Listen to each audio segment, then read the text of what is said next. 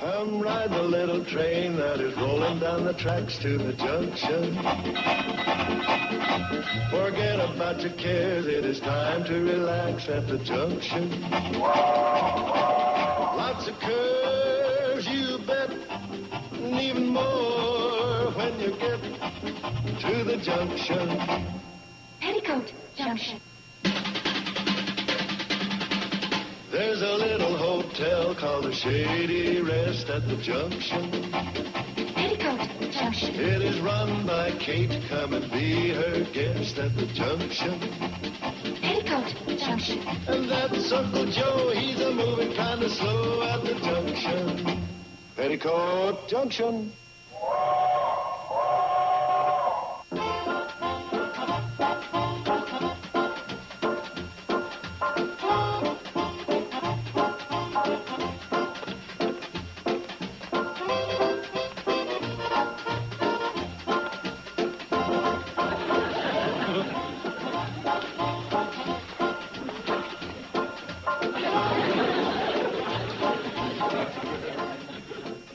The Encyclopedia of Baseball.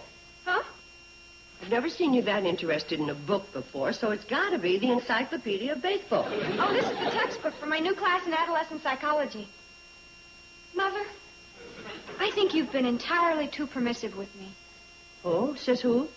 Says Dr. Herbert Slocum. The ideal mother should be firm, restrictive. Let her teenager know who's boss. In that case, you can't play ball with the Hooterville Hawks Friday. Mom, that's parental tyranny. Why, it says right here. The teenager typically resents the authority figure and tends to do exactly the opposite of what he is told. In that case, you can play ball. Oh, gee, Mom, you're an ideal parent.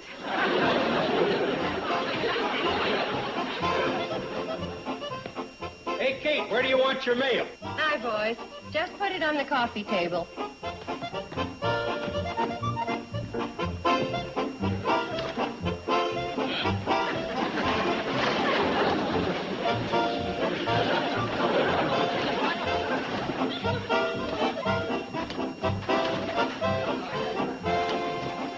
All this for me? It's for the Shady Rest Hotel. Well, I knew I owed bills, but I certainly... Shady Rest Hotel free honeymoon contest. Oh, that's my mail, Kate. Boy, them radio newspaper ads sure got results. Uncle Joe, surely you wouldn't. You couldn't. You did. Hey, this is going to make more money than any idea I've ever had. You wouldn't have to go much to do that. That's the truth. Ain't you two got a train to run? Free wedding. Free champagne supper. Free honeymoon. Now relax, Kate. All that stuff ain't going to cost me a penny. I'm promoting it. From who? Well, you mainly. Hey, think of the publicity. That nice young couple getting married here at the Shady Rest. The press snapping pictures of him carrying her across the threshold, like Doris Day and Rock Hudson. Oh, Hudson? Where? In his imagination. Kate, you'll see. This contest will turn the Shady Rest into another Niagara Falls. What contest? My free honeymoon contest. Come on, girls, and help me pick a winner. Grab a handful. All right, you two, don't just stand there. You can help, too.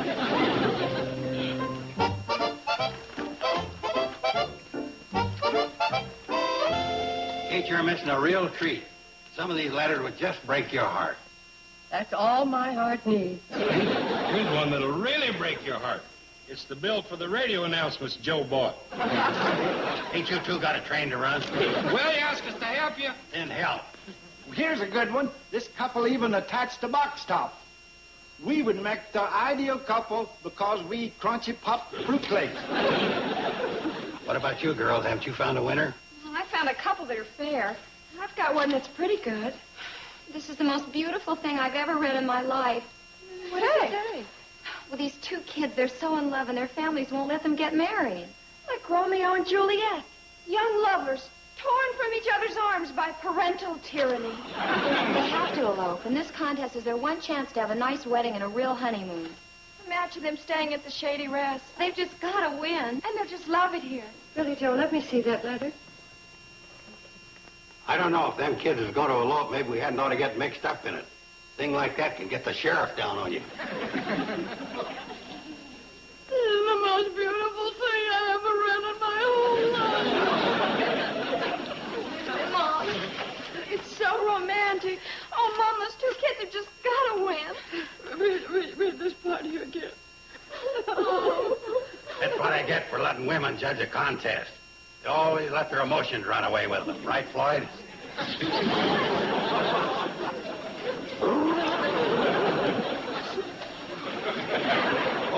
Okay, they're the winners.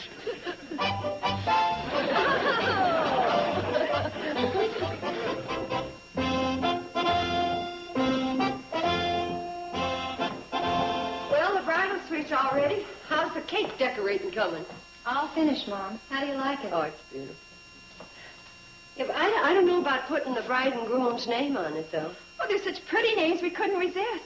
Laura Bentley and Tony Allison. Hey, how's this for class? Wow. Hey, where'd you get it, Uncle Joe? I borrowed it from a magician who's appearing at the Pixley Bijou. I got to get it back before tonight's show.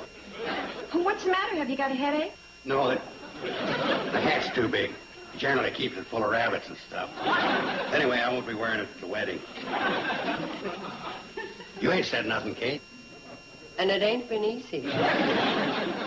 So this isn't going to be a formal wedding. These two kids are eloping. Well, I'll be giving the bride away, and the place will be crawling with photographers. I've already alerted the press. Hey, everybody. Want to get a load of the flower girl? Betty Joe, you're a little too old for Flower Girl. Oh, it's not me. Come on, flower girl.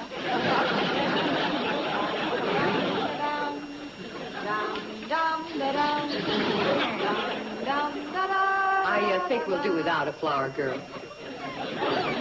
If I take off his skirt, can he be a ring bearer? Nope. The train's coming. The honeymoon special. Laura and Tony are on it. Quick, everybody, down to the tracks. Press, come on, hurry. The press. Press, where's the press? Right here, Mr. Carson. Yeah. Hey, everybody. You ain't no newspaper reporter. Yes, I am. Mr. Drucker couldn't make it, so he deputized me. Come on, the train's putting their ends.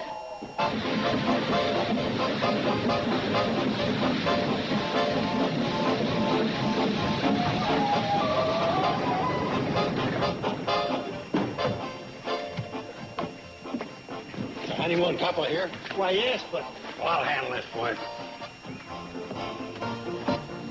Gentlemen of the press, the Shady Rest Hotel, long a secluded hideaway for young lovers, is proud to present to you our ideal honeymoon couple.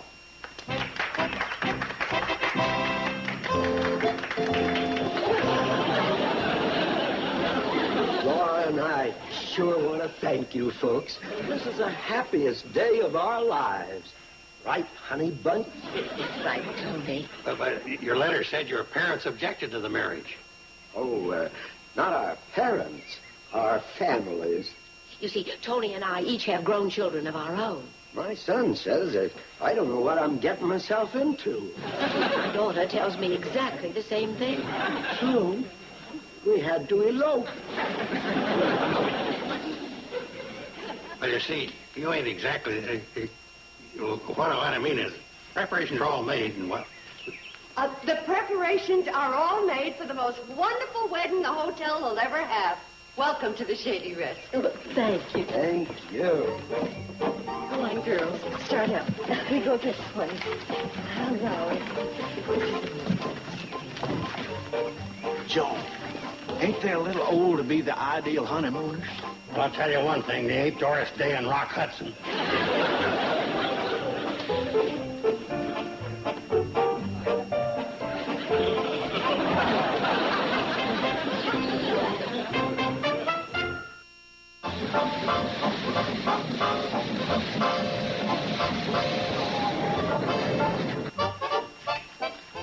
Hold it. How about a big smile, Miss Bradley?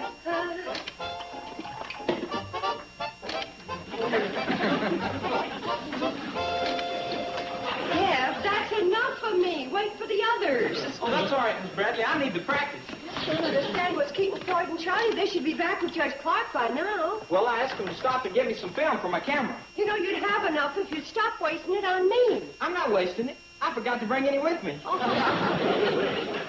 How about a big smile? Mom, the bride's almost ready. Billy Joe's putting the final touches on her cheese. On her what? On her hair.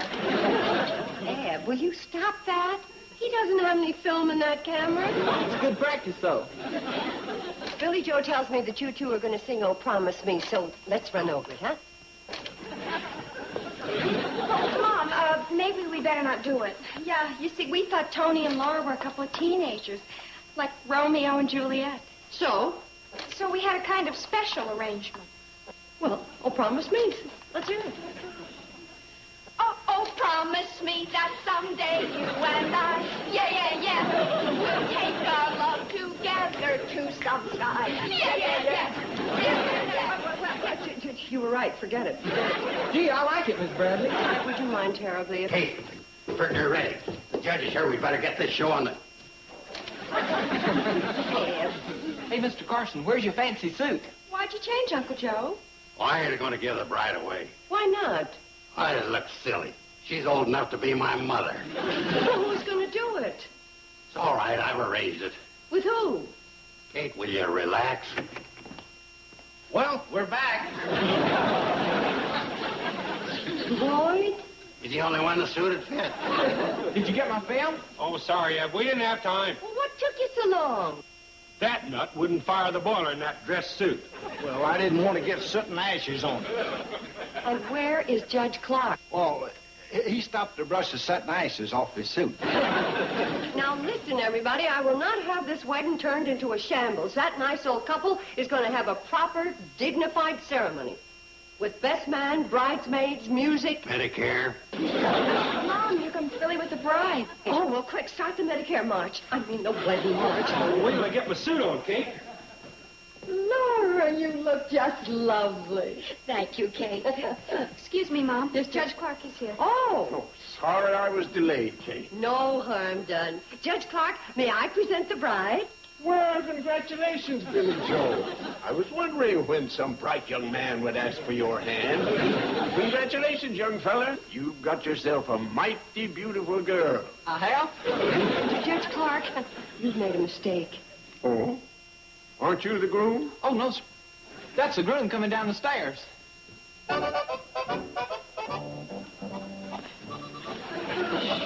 Kate? Isn't he a little old for Billy Joe? Judge Clark, let's start over from the top.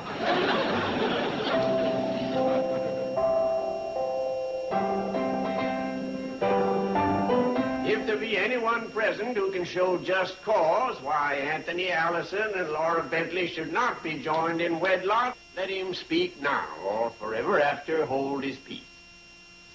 Now, by the power of best... Stop this wedding! Oh, really, Mother, you should be ashamed running off like this to get married behind my back. How did you find us? How did you get here? Your son drove me. Herbert is here? Yes, Father. I found that ridiculous telegram about the free honeymoon. Herbert called me immediately. It took us 2 hours in a rented Jeep to get to this place. Excuse me. Are you two showing just cause why these two should not be joined in wedlock? Indeed we are. They haven't the slightest notion of what they're getting into. Now, wait a minute. It's true, Father. You're letting your emotions run away with you. But we want to get married. Mother, you just think you do. But do you really know this man? Are you ready to spend the rest of your life with him? And are you ready to take on the responsibilities of a wife and family? Family? Well, she has a grown daughter.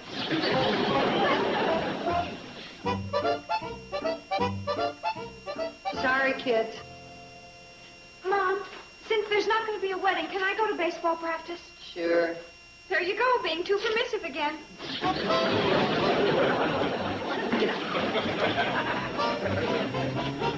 Mrs. Bradley, Yes? I'm afraid we need your help. Yes. My mother and Herbert's father are sitting on your front porch, and they refuse to budge. You can solve our problem simply by telling them they can't stay here tonight. As a hotel keeper, you have that right. I'm so humiliated. Mother's acting like a spoiled child. Oh, they're both behaving like adolescents. Then why don't you handle them like adolescents? I beg your pardon? Just tell them that they can do whatever they please and leave without them. What? Listen. The adolescent typically resents the authority figure and tends to do exactly the opposite of what he's told. Principles of Adolescent Psychology by Herbert Slocum. Oh, that's Dr. Slocum's new textbook. May I? Of course. They've just introduced this at the school where I teach. You mean you believe in this gobbledygook? Dr. Slocum is a world authority on psychology.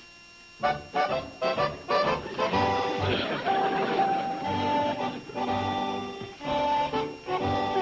goodbye, you two. Have fun. Be sure and call when you get back to town. You're leaving? Without us? Of course. We know you won't do anything foolish. We trust you implicitly. Goodbye, Mother. So long, Dad.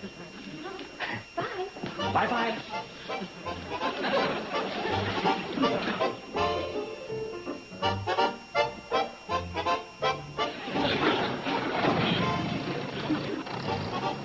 What's going on, Mom? A wedding. How soon do you think we can get Judge Clark back here? He's still here. The train hasn't left yet. What? By the time Charlie got Floyd to take off that fancy suit, the fire in the boiler went out. So then we had to take on water, get wood, build a fire. Mom! Now, you're crying because we're alone at last. No, because my Violet was so nice about all this, even when your son acted so hard-headed. Darling, your daughter was a bit of a troublemaker herself. Dearest, surely you could hear that your son was being outrageous. All I could hear was your daughter. Sweetheart, are you calling my daughter a loudmouth? Oh, lovey. I only meant that she does speak very loud. But what made them change their mind? Don't ask me to explain. All I can tell you is that adolescent psychology is a wonderful subject. How dare you call my daughter a blabbermouth? Maybe I should have taken a better look at your daughter. You might turn out to be just like her. What? Like daughter, like mother. Come on, you two. Judge Clark can marry you now. I wouldn't marry him if he was the last man on earth. And at the rate he's going, he may make it.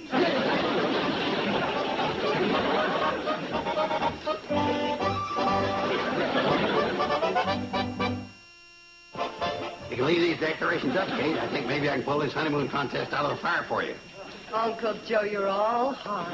You got a date, Uncle Joe? Oh, well, in a way.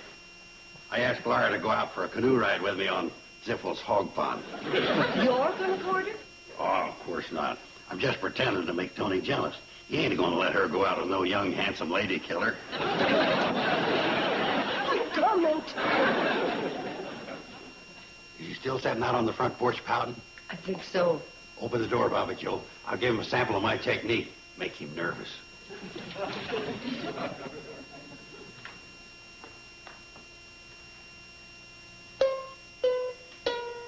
Hey,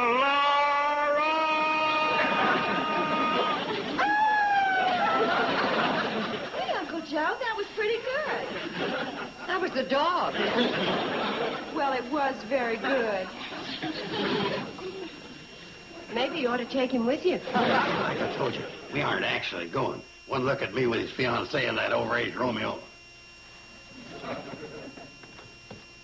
Oh, Mr. Carson, did I hear you start to serenade me? Indeed you did, lovely lady. Serenade which I will finish as we watch the moon come up over Ziffle's hog pond. Oh.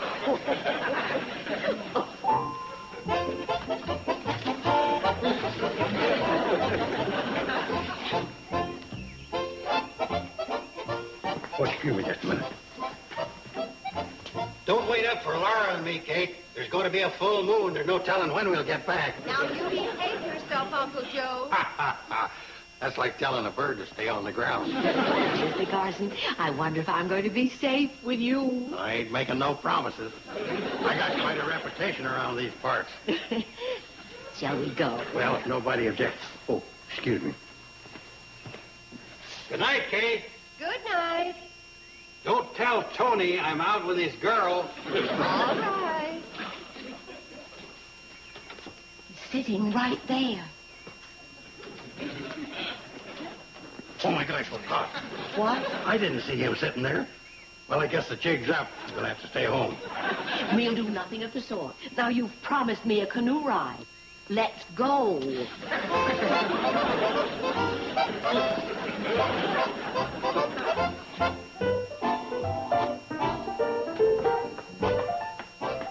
Mom, I don't think Mr. Allison's a bit worried about Uncle Joe being out with his fiancée. You don't? No, he's just sitting on the porch reading. He's worried. But, Mom, he's just sitting there calmly reading his paper. It's been dark for 2 hours. He's worried.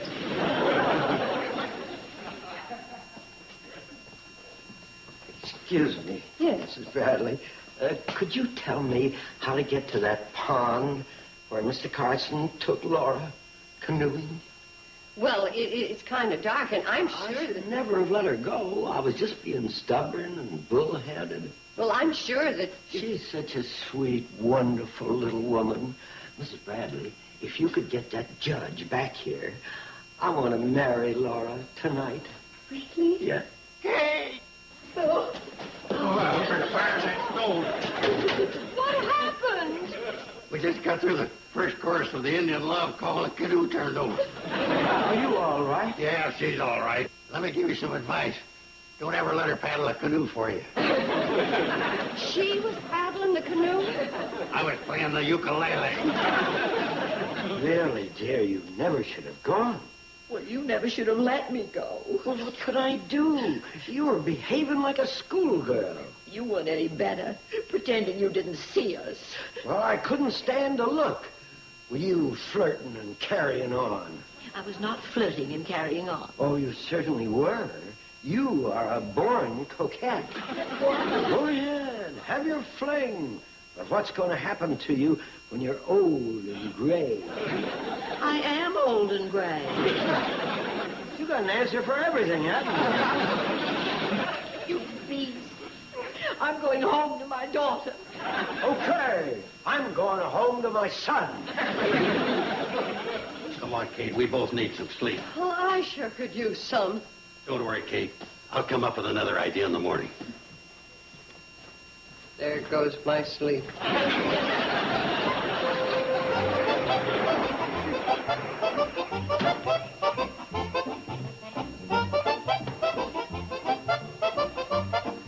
Good morning, Mrs. Bradley. Good morning. Well, good morning.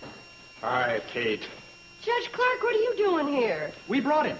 They want me to perform a ceremony they interrupted yesterday. Yes, Herbert and I did a lot of talking after we left here. And we came to the conclusion that we were the ones who were acting like adolescents. We think Herbert's father and my mother are a perfect match. They should get married. The sooner the better. Well, you may have a little trouble convincing them. Oh, Herbert can do it. He's very persuasive. And do you, Anthony Allison, take Laura Bentley to be your lawfully wedded wife? I do.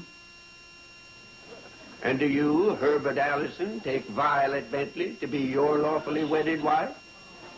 I do. Then by the power vested in me, I do now pronounce that Anthony and Laura and Herbert and Violet are man and wife. Men and wives. Well, married.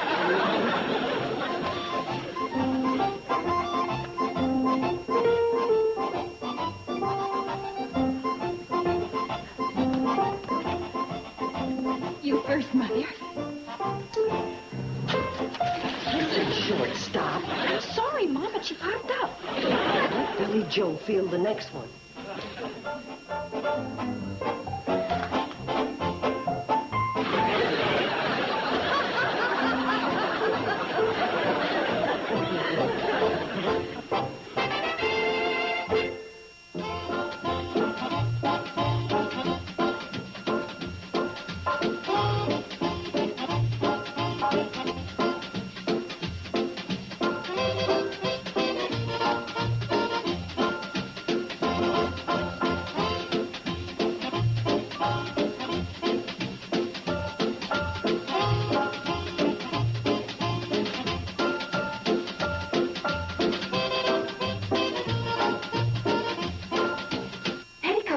Junction.